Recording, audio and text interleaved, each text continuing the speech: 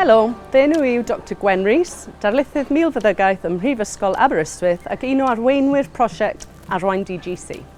Nod y prosiect hwn yw hyrwyddo stiwardiaeth gwrthfeicrobaidd a gwella presgripsiynu ar gyfer da byw yng Nghymru. I gyflawni hyn, rydym wedi recrwtio a hyfforddi rhwydwaith cenedlaethol cyntaf o dros 50 o Pencampwyr Presgripsiynu Milffeddygol neu VPCs o bractisau fferm ledled Cymru.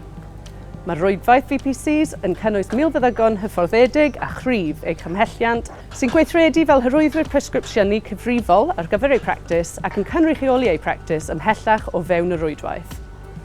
Mae pob VPC wedi datblygu a gweithredu cynllun gweithredu stiwardiaeth pwrpasol.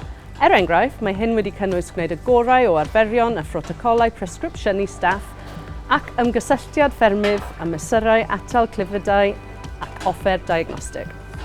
Yn ystod Arwain DGC, mae VPCs wedi cael eu cefnogi gan weminariau reolaidd, gweithiau hyfforddi a grwpiau trafod, gan feithrin anghenion seicolegol allweddol sydd wrth raidd cymhelliant.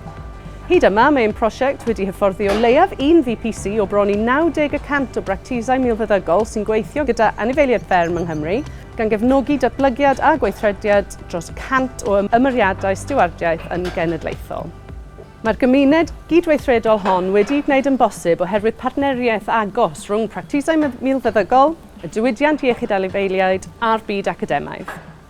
Mae gweithgorau a sefydlwyd o fewn rhwydwaith VPC wedi datblygu 2 fframwaith ymhellach i gefnogi'r proffesiwn ledled Cymru. Nod y ddogfen cyntaf, cod ymddygiad presgripsiynu gwirfoddol, yw i helpu milfeddygon i wneud y penderfyniadau cywir o'r presgripsiynu trwy ddiffinio pryd mae anifail dan ofal milfeddyg a defnydd cyfrifol o wrthfeiotegau.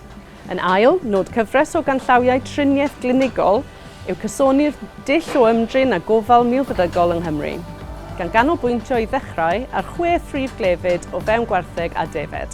Mae'r allbynnau arloesol hyn yn cael eu cyflwyno ar draws practisau milfeddygol Cymru yn 2023.